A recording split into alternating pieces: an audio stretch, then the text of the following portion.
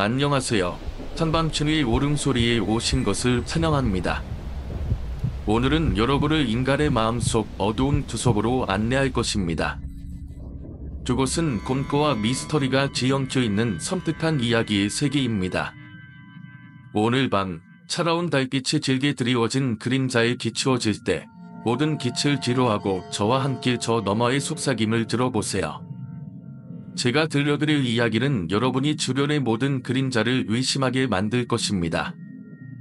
과연 여러분은 이 두려움에 맞설 준비가 되었나요? 정말 수많은 집을 둘러봐서 겨우 한 곳에 입주했는데 벽지를 새로 발라도 낡은 채를 숨길 수 없는 좁은 울릉질라의 1층이었어. 집주인이 벽지를 새로 해서 깨끗하다고 말했는데 딱 벽지만 정말 깨끗하다. 좁은 공간을 활용하려 했는지 낡은 2층 침대가 있었어. 1층을 비우고 책상을 룸메식으로 사용하고 있었지. 2층 침대를 일어날 때마다 머리를 털을 뻔한 것 빼곤 나름 괜찮았어. 값이 정말 저렴하기도 했고. 하지만 문제는 이사 온 지 얼마 안 돼 어느 밤에 일어났어. 집에 적응을 잘 못한 건지 감위에 눌려버린 거야. 몸이 짓눌리는 감각이 버거워 눈을 뜰 순간 나는 숨이 턱 막혔어. 분명 내 자취방이 맞는데 천장에 빼곡하게 붉은 글씨가 가득 적혀 있었어. 그 깨알같이 작은 글씨들은 전부 사람들의 개인정보처럼 보였어. 내가 모르는 누군가의 이름, 나이, 생일, 혈액형, 병력, 가족관계, 직업, 전화번호. 그 붉은 글씨 사이엔 간간히 몽타주 같은 얼굴 그림도 보였어. 심지어 한두 명도 아니야. 적어도 10몇 명은 되는 것만 같았어. 나는 이런 걸 본 경험이 처음이었기에 공포에 떨며 손가락을 움직이려 했어. 하지만 몸이 따라주질 않았지. 그리고 그때 귓가에 이상한 소리가 들렸어. 그거인 뭔가 소곡소곡 자르는 소리 같기도 하고 누군가 흐느끼는 소리 같기도 하고. 나는 그제야 필사적으로 손가락을 꼼지락거리고 소리를 지르려 노력했어. 그렇게 몇 분이 지났을까. 다행히 겨우 가위가 풀리고 그 뒤론 쓰러지듯 잠들었어. 다음날 아침 눈을 뜨자마자 천장부터 봤는데 역시나 천장은 깨끗했어. 어제 갔던 건 가위 때문에 본 환각이었던 거야. 난 그렇게 침대에서 기어나와 알바에 갈 준비를 했어. 내가 하던 알바는 식당 서빙 일이었어. 식당은 손님이 많진 않지만 단골이 꽤 있었어. 오는 단골은 전투 사장님과 같이 중년 남자였고 사장님이랑 꽤 친해 보였어. 그게 전부였어. 알바하는데 문제가 없었지. 하지만 그 뒤부터 나는 종종 집에 적응하지 못했는지 알바를 다녀오고 나서 감위에 눌렸는데 졸리는 촉촉 천장에 적힌 왜곡한 글씨를 봤지. 자주 반복된 나머지 몇몇 글씨나 그림은 눈에 잊어버리기도 했어. 그리고 피곤하지만 알바는 계속 가야 했어. 그날도 평소처럼 단골 손님과 사장님이 수다를 떨고 있는데 한 손님이 들어왔어. 모자를 푹 둘러쓴 남자였지. 오이구 오랜만에 오셨네? 사장님이 반갑게 손님께 인사했지. 손님은 날없이 고개를 깎아대며 인사하고 가장 구석진 자리에 앉았어. 사장님, 저분도 단골이지? 처음 보는 얼굴인데? 말 그대로 처음 보는 손님이라 넌지시 사장님께 들었어. 단골은 아니고도 가끔 왔었어. 이번엔 거의 몇 달 만에 오셨고. 작은 가게라 손님이 많이 오는 편도 아니라 사장님은 한두 번 온 손님도 얼굴을 기억하는 모양이었지. 그 손님께 밑반찬과 간단한 세팅을 해드리는데 모자 밑으로 배고사기에 날 바라보는 시선이 느껴졌어. 살짝 꺼림칙했지만 기분 탓이라 여겼어. 요즘 강의 때문에 피곤했으니까. 잠시 뒤 그 손님이 주문한 음식을 서빙하고 나선 평소와 다를 게 없는 풍경이었어. 나는 여느 때처럼 할 일이 없어 괜히 주방에서 서성이다 단골 손님들이 하는 대화를 들었어. 그런데 오늘 대화는 조금 다가온 주제더라고. 내가 최정령이 그 자식 생나무 하나가 속이 다 들어가. 연락 좀 자주 했으면 그래 안 됐을까 싶어서. 있어. 안 됐지만 살 사람은 계속 살아야지. 최정령? 나는 어째서인지 그 이름이 익숙하게 느껴졌어. 하지만 어디서 들어본 이름도 아니어서 이상하다고 여겼지. 나는 그렇게 한참 동안 기억을 되짚다가 답답해진 나머지 결국 단골손님께 발을 걸었어. 이런 버거운 분위기에 끼어들고 싶지는 않았지만 답답함에 참다 못해 말이 튀어나오곤 했어. 혹시 최정용 씨라는 분이 이야기 더 들을 수 있을까요? 내가 먼저 말을 건 것은 처음이라 단골 손님들과 사장님도 의외라는 표정으로 날 바라봤어. 하지만 친하지도 않은 알바생에게 이런 이야기를 하는 게 똘똘한지 잠시 망설이는 것 같더라. 난 괜히 말 걸었나 싶어 입술이 바짝바짝 달랐었지. 그렇게 잠시간 정적이 흐른 뒤 단골 손님들 중 한 명이 입을 열었어. 그래, 이런 건 한번 사지하지 않고 속 차는 게다. 이야기를 들어보니 최정룡이라는 사람이 있는데 그 사람도 이 가게의 단골 손님 중 한 명이었대. 워낙 자주 오다 보니 다른 손님들과도 친분이 쌓였나봐. 그런데 사던 사업이 망해서 차산했다는 소식을 끝으로 더 오지 않더래. 근데 그로부터 2달 뒤였나? 연락 한 통이 왔어. 장례식장에서 온 연락이었는데 재건축 단지의 폐건물에서 시체가 발견됐다나 봐. 그런데 이상한 점이 잠기가 없었다잖아. 잠기가. 너무도 부자연스러운 죽음에 시신을 부검했는데 면역 잠기가 없었다는 거야.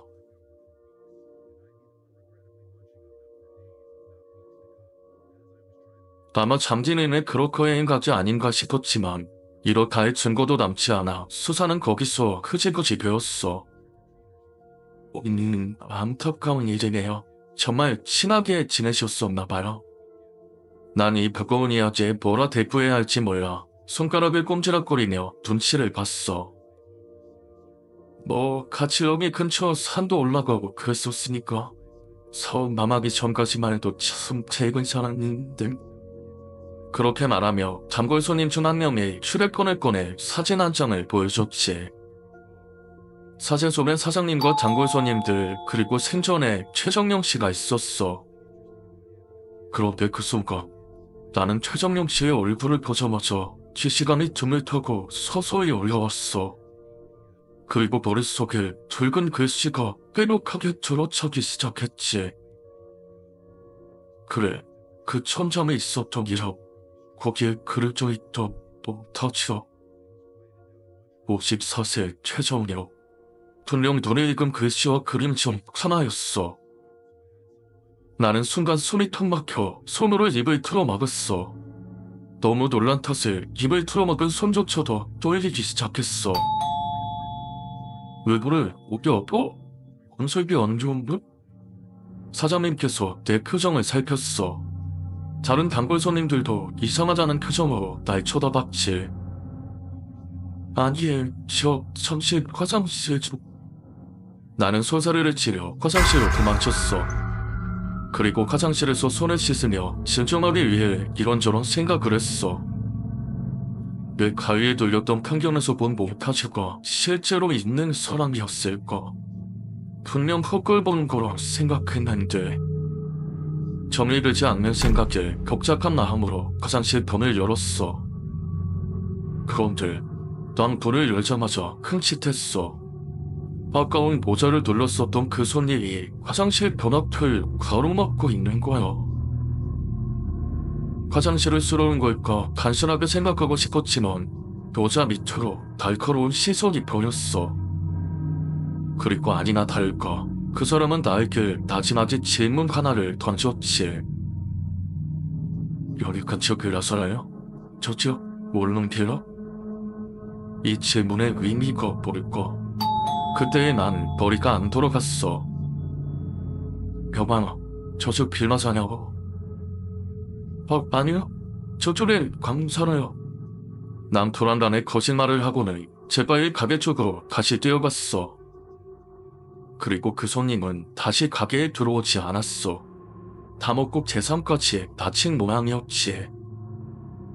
다행히도 그 후로 그 손님을 마주치는 일은 더 이상 없었지만 나는 점점 잠을 설치는 빈도가 늘어났어.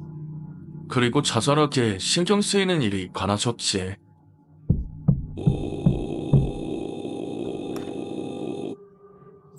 하루는 집에 들어왔는데 창문이 묘하게 열려있는 것 같은 거야. 내가 나가기 전에 창문을 이만큼 열어왔던가? 아닌 것 같은데? 이건 또 뭐야? 내가 이 짐을 여기에다 놨던가? 덕분에 집에 달린 잠금장치는 늘어만 갔고 사소한 일에도 예민해졌지. 무엇보다도 거의 매일 감위에 들리게 되었어. 천장에 빼곡한 붉은 글씨는 나를 삼킬 것만 같이 괴롭혔어. 그리고 귓가에 서걱서걱 무언가 자르는 소리와 흐느끼는 소리가 들릴 때마다 천장에 붉은 글씨들이 올록돌록한 피처붓과 겹쳐 보여 정신이 이상해질 것만 같았어. 그래, 나는 정신이 이상해지고 있던 게 분명해. 주위 사람들이 힘들어 보인다며 걱정했지만 이미 신경이 예민해질 대로 예민해진 나는 그런 충고를 받아들이기도 피곤했어. 그냥 일과가 끝나며 집 들어가서 잠을 청하기에 급급했지. 제발 창문이나 집에 둔 물건의 배치가 변하지 않았길 바라면서 또 감위에 들리지 않길 바라면서. 하지만 어김없이 그날도 감위에 들려버렸고 나는 그날 소리를 악취르며 식은땀에 푹 젖은 채 감위에서 풀려났어. 그날은 도저히 참을 수 없었어. 저 천장엔 대체 뭐가 있는 걸까? 내가 깨어났을 때쯤 가끔 아직 짙은 새벽이었어. 나는 2층 침대를 급하게 내려가 책상에서 커터칼을 꺼내 다시 침대로 올라갔어. 그리고 강 전등을 켤 생각도 못한 채 바로 천장의 구석을 커터칼로 그었어. 알바비를 탈탈 털어 보수기에 보태더라도 이 천장을 어떻게든 하고 싶었거든. 그리고 그 커터칼로 그은 부분을 따라 휴대폰 손전등을 비치며 조심스럽게 벽지를 덮여냈어. 그러자 얼룩덜룩하고 채 지우지 못한 붉은 글씨가 신기하게 나와 낡은 천장이 보였어.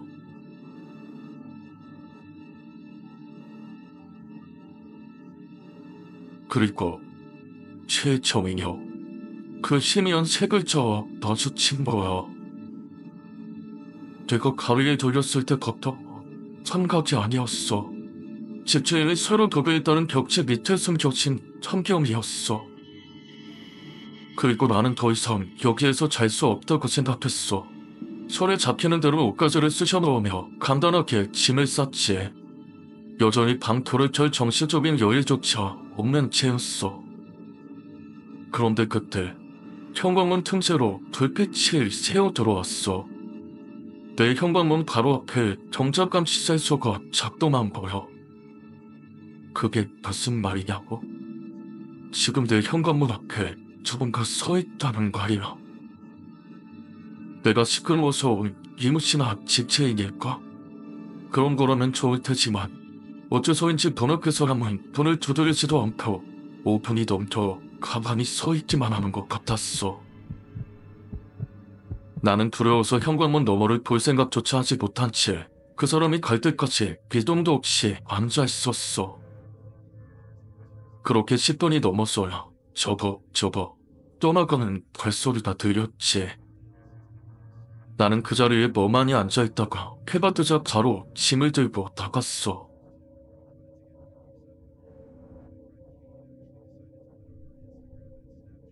그날 하루는 기억이 잘 안 나. 학교 수업도 다 제치고 친구한테 허락을 맡아 친구 자취방에서 누워있기만 했어.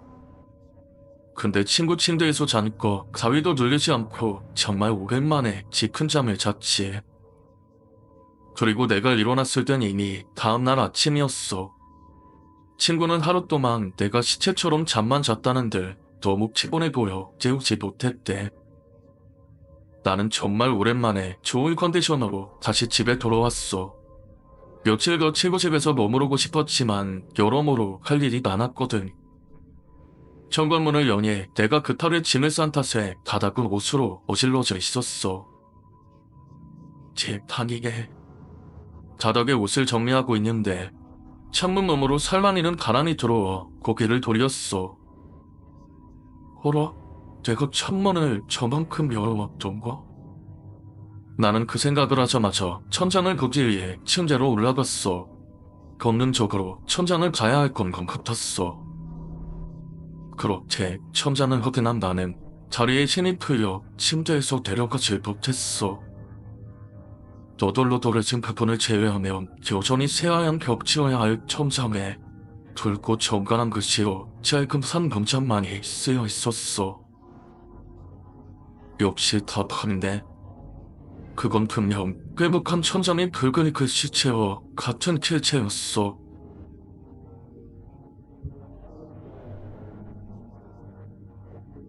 그리고 그 문장을 거는 순간 그날 화장실 앞에서 남자가 했던 말이 떠올랐어. 이 근처 빌라서는? 저쪽 빌라서냐고. 그 사람은 분명 내가 여기 사는 걸 알고 물어본 거였어. 잠깐, 그렇다면 저 글씨도 그동안 집에 물건 배치 상태가 벽에 박혀있던 것도. 국 씻자마자 소름이 돋아 몸이 굳어버렸어. 대낮이었지만 도저히 집에 혼자 있을 경치가 나지 않다. 난 당장 이사를 갈 수밖에 없었어. 계약기간이 다 끝나봤던 길 그나마 다행이랄까. 알바를 급하게 그만두고 사장을 집주인에게 설명했어. 그리고 집주인은 가만히 내 말을 듣더니 한철에 한숨을 쉬며 입을 열었어. 언제였나 어떤 이상한 남자가 지금 그 방을 썼었어요. 매달 음침하게 도장 둘러쓰고 보니까 자주 들어오는 것 같지도 않던데 가끔 옆집 사람이 이상한 소리가 들린다니 뭐니. 아무튼 자꾸 상의가 들어와서 집에 찾아가 봤더니 걸수 챙겨서 도망쳐버렸대. 근데 그저 언제 그렇게 낙서를 내놓은 건지 천장에 이상한 글씨가 빼곡하게 적혀있는 거예요. 나도 처지거리에 놓은 게 숨이 턱 막혀서 그 사람을 신고해야 하나 했는데 전부 전놈인 것 같더라고. 이름이랑 전화번호랑. 그래서 결국 못 잡았고 저걸 그대로 둘 수도 없으니까 세무톱에 싹 다 해서 내놨었는데 잡세히 글씨 안 한 길을 다 벽건데 이제 좀 괜찮아요? 나는 괜찮으니 빨리 잠을 깨고 싶다고만 재차 이야기했어. 그리고 그 이후로 정신없이 흘러봤지.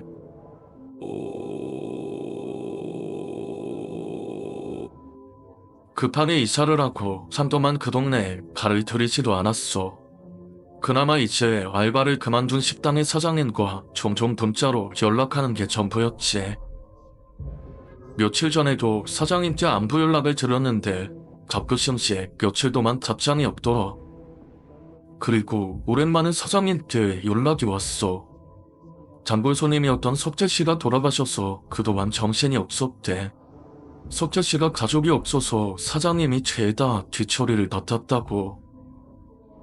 그리고 사장님이 덧붙인 말에 단 다시 한철에 소름이 돋기 시작했어.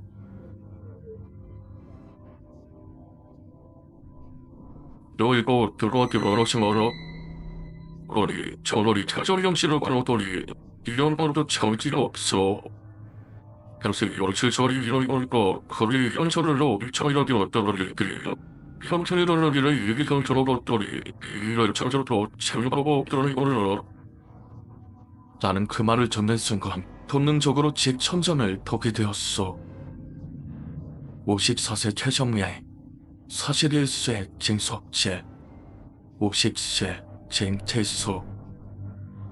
그때 천장에 쓰여있던 석재라는 이름 다음에 50세 진태수, 사장님 이름이었던 것 같은데 생각하면서 말야.